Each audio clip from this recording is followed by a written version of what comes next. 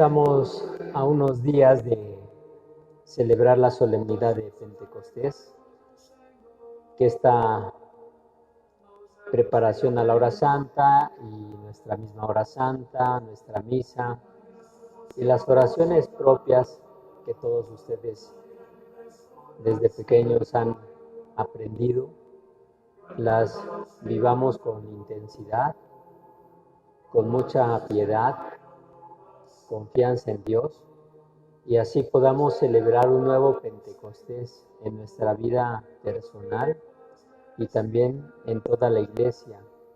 Sabemos muy bien que es el Espíritu Santo el que nos asiste desde nuestro bautismo, por eso podemos dirigirnos a Dios tal como Jesús nos enseñó, como Padre.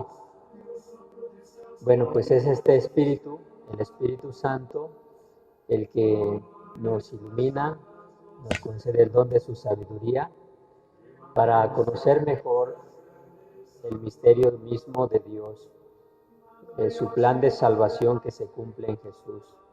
Es el Espíritu Santo el que nos sigue guiando, inspirando y suscita en nosotros la fe, la esperanza y la caridad.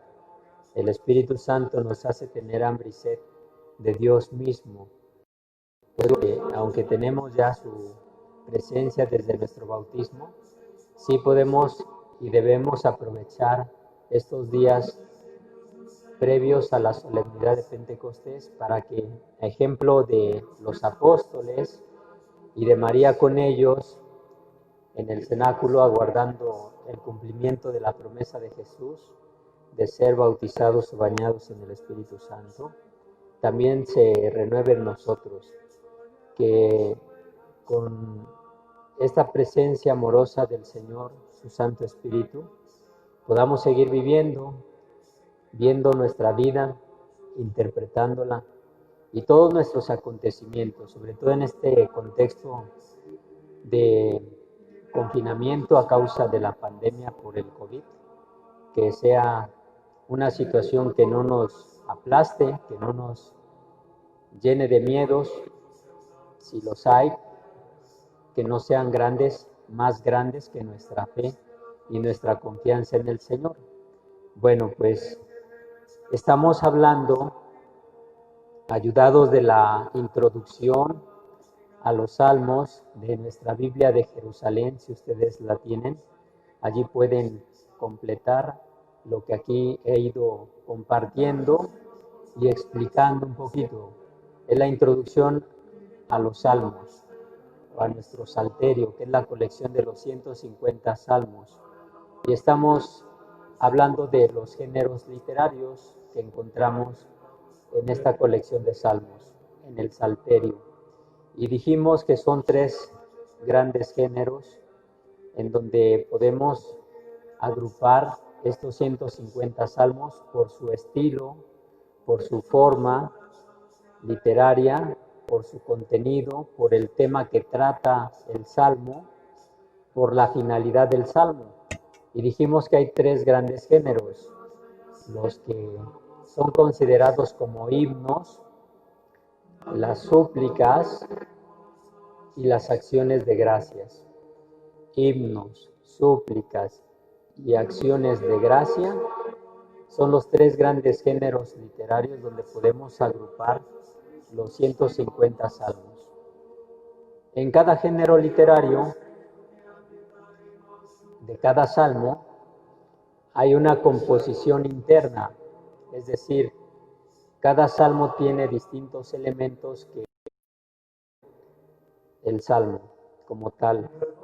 En cuanto a los himnos, dijimos que siempre hay una invitación a la alabanza divina por los prodigios que ha hecho en favor de su pueblo.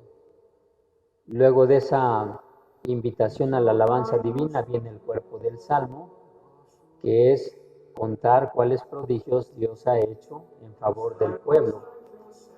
Y el tercer elemento de composición de los himnos o salmos, que es una conclusión donde se repite los motivos por los cuales se alaba a Dios o se termina con una sencilla súplica, más bien oración.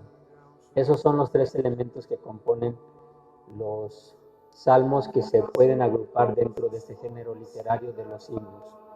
Una invitación a la alabanza, narrar qué prodigios ha hecho Dios en favor del pueblo, y tercero, una conclusión, que es un recordar nuevamente que es importante alabar a Dios, o una oración, Bueno, respecto a las súplicas, en eso nos quedamos el domingo pasado. En cuanto a las súplicas o plegarias de lamentación o de sufrimiento, o también peticiones, a diferencia de los himnos que están más dirigidos al israelita piadoso, al pueblo como tal, para que no dejen de alabar a Dios, recordando los prodigios que Dios ha hecho al pueblo, las súplicas van dirigidas directamente a Dios, mientras que los himnos es decirle a alguien o al pueblo, hay motivos para que nunca dejemos alabar a Dios. En las súplicas, el autor sagrado, a través de esta oración o salmo, está directamente mirando a Dios, contemplando a Dios o dirigiéndose a Dios. Está como dialogando personalmente con Dios. El himno es decirle al hermano o al pueblo, no dejemos de alabar a Dios por sus prodigios. Pero la súplica es estar frente al Señor, cara a cara, dirigiéndole la petición por lo que se vive. Regularmente una pena, una tribulación que provoca una lamentación. Entonces este es el segundo género literario de las súplicas. Y también tiene tres elementos que componen estas súplicas.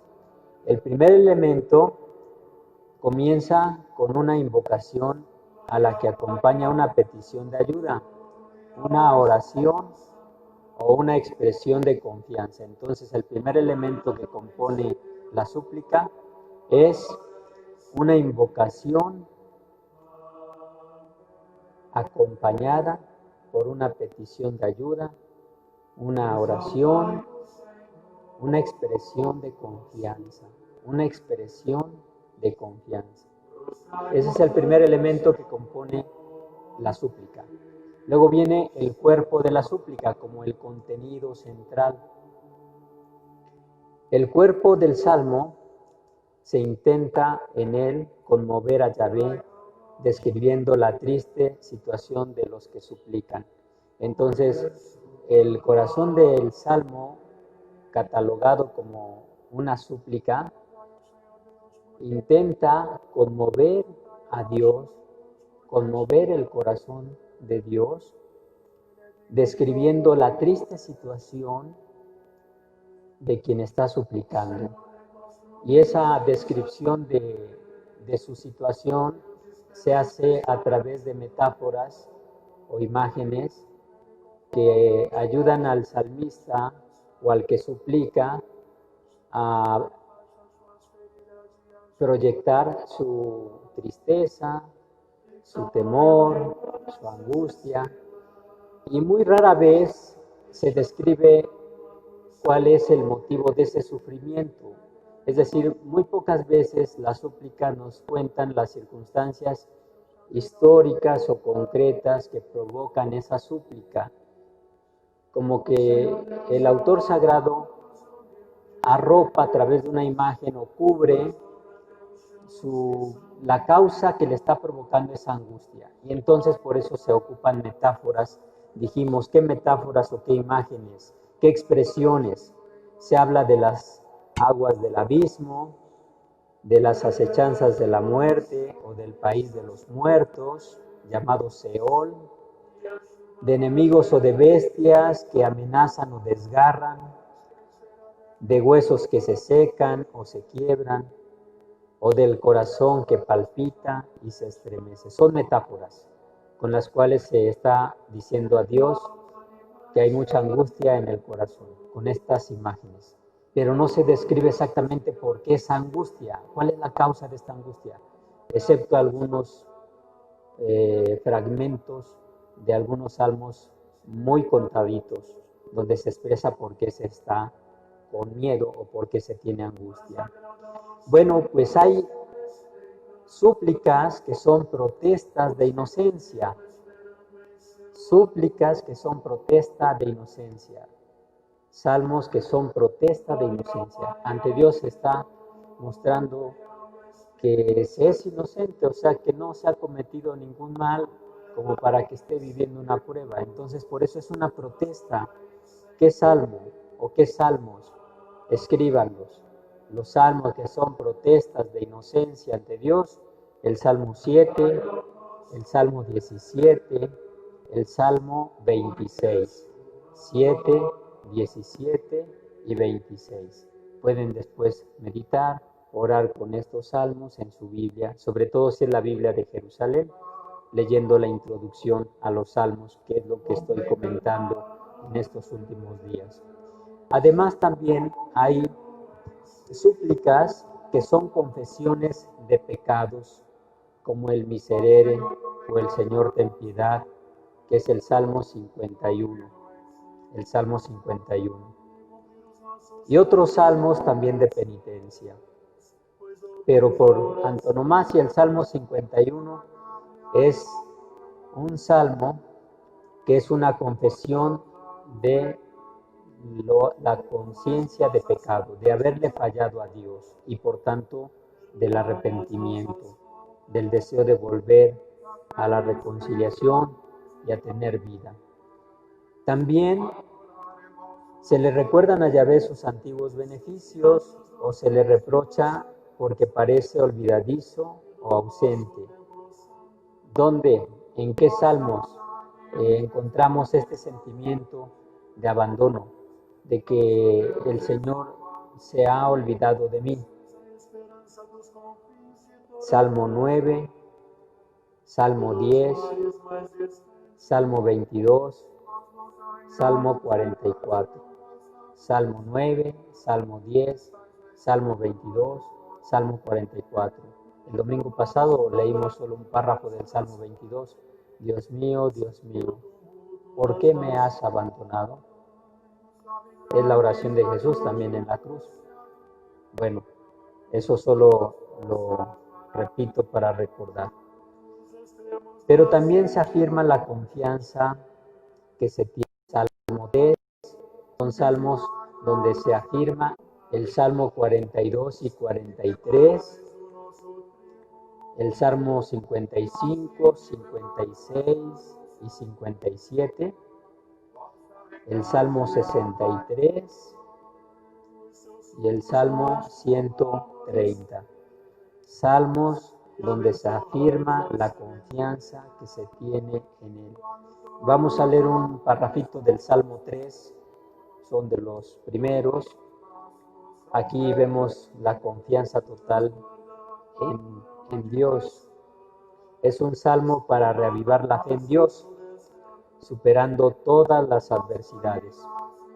Dice el salmo: Señor, ¿cuántos son mis enemigos?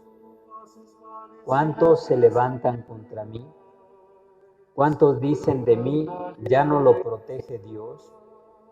Pero tú, Señor, eres mi escudo y mi gloria. Tú mantienes alta mi cabeza. Si grito invocando al Señor, Él me escucha desde su monte santo. Puedo acostarme y dormir y despertar. El Señor me sostiene. Y así continúa el salmo. Es un salmo que expresa la confianza en Dios. Y en ocasiones el salmo de petición no es más que una larga invocación de confianza. Todo el salmo es una larga invocación de confianza. ¿Qué salmos? Salmo 4, Salmo 11, Salmo 16, Salmo 23, Salmo 62, el Salmo 91, el Salmo 121, el Salmo 125, el Salmo 131. Todos estos salmos, 4, 11, 16, 23, 62, 91, 121, 125 y 131, son salmos que son una larga invocación de confianza en el Señor. Son salmos que entran dentro de la categoría o del género literario de súplicas, de peticiones, por algún sufrimiento que provoca una lamentación, pero todo el salmo está impregnado de confianza en el Señor, una oración larga de confianza en el Señor, estos salmos que acabo de mencionar. Entonces llevamos dos elementos que componen los salmos catalogados como súplicas. El primer elemento, que es una invocación a la que acompaña una petición de ayuda, de oración, de ayuda, o le acompaña una oración o una expresión de confianza. Luego el cuerpo del salmo y finalmente concluye a menudo y en forma a veces así cortante, con la certeza de que la oración es atendida y con una acción de gracias. Por ejemplo, los Salmos 6, 22, 69 y 140. 6, 22, 69 y 140 nos muestran cómo concluyen estas súplicas así.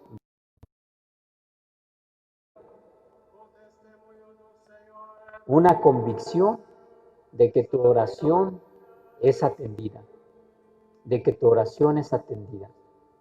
Nuevamente es la confianza en Dios, pero casi así das por certeza o por hecho, das por hecho que tu oración es atendida, que Dios no te despacha sin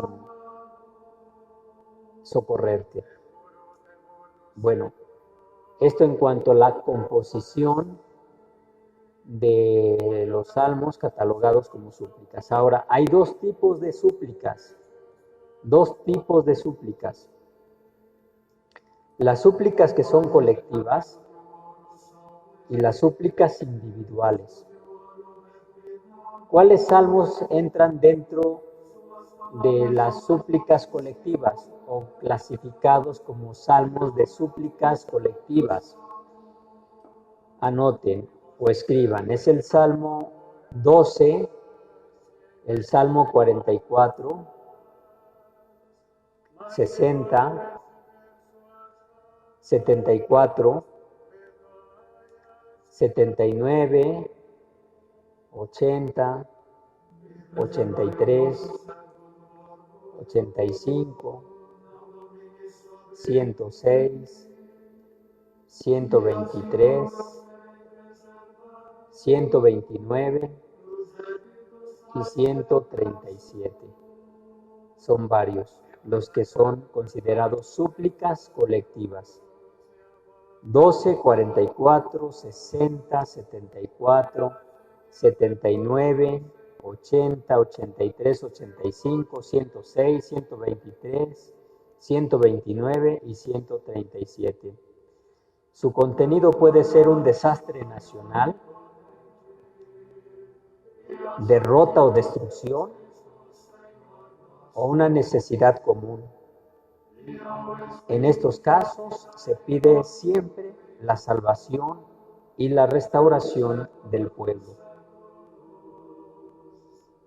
Este momento que vivimos como humanidad, casi todos los países por la pandemia del COVID, pues es una amenaza general y que como iglesia nos ha movido a hacer una oración comunitaria, y no solo por la iglesia, sino como iglesia,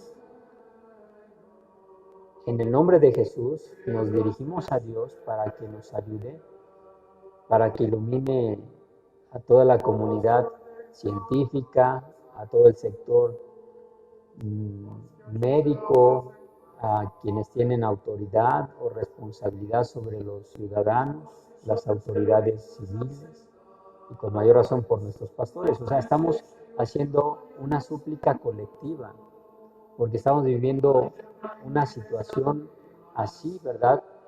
Internacional, mundial. Entonces, algo semejante así también el pueblo de Israel ha tenido momentos en su historia de tribulación, y ese contexto ha sido la causa o lo que ha hecho nacer estas súplicas colectivas. Un ejemplo, el acontecimiento de la destrucción del reino del sur después de la destrucción del reino del norte en el 722 a.C., vino la destrucción del reino del sur, de la ciudad de Jerusalén. Desde el año 597 empieza a haber asedio sobre Judá, sobre Jerusalén, por parte de la potencia de ese tiempo que es Babilonia. Y luego años más tarde, 10 años después, en el 587 antes de Jesús, vino la destrucción total. No solo hubo deportados, sino también asesinados, la ciudad arrasada, el templo de Jerusalén destruido, hecho escombros y cenizas incluso. Fue un golpe que conmovió tremendamente la identidad del pueblo de Israel, del pueblo elegido de Dios, que probó su fe. Fue una catástrofe. Y entonces hay salmos que nos ubican en ese contexto histórico, salmos que reflejan el sentir, la lamentación, el sufrimiento. Nos dejan ver estos salmos el alma así desnuda de todo judío, de todo el pueblo de Israel. Por ejemplo, los salmos 74 y 137 reflejan las consecuencias de la ruina de Jerusalén de ese año, del año 587. Por ejemplo, leamos un fragmento del Salmo 74. Dice el Salmo 74.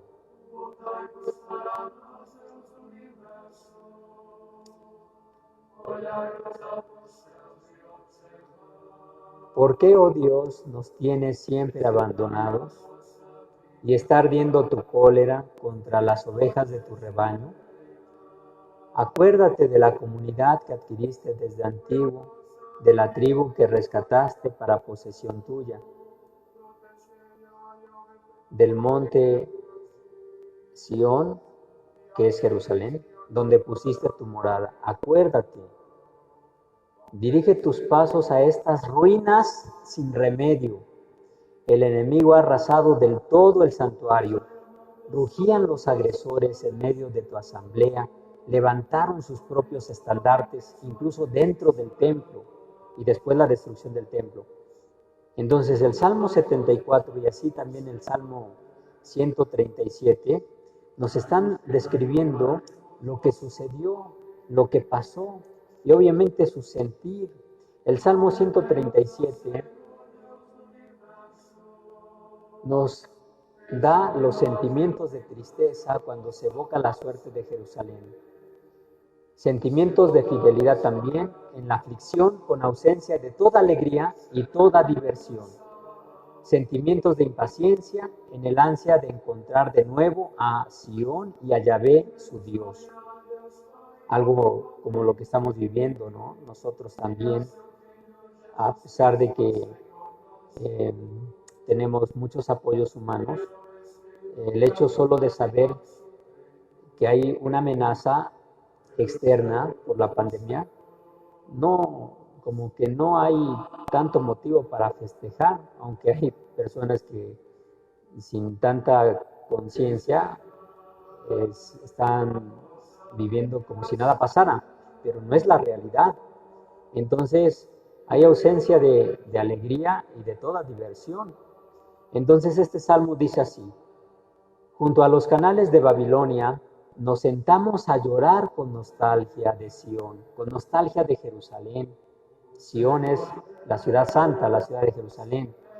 Junto a los canales de Babilonia, es decir, ya deportados allá fuera de nuestra tierra, en Babilonia, nos sentamos a llorar con nostalgia de Sión, de Jerusalén.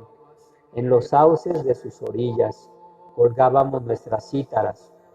Allí los que nos deportaron nos invitaban a cantar, nuestros opresores a divertirlos. Cantadnos un cantar de Sión.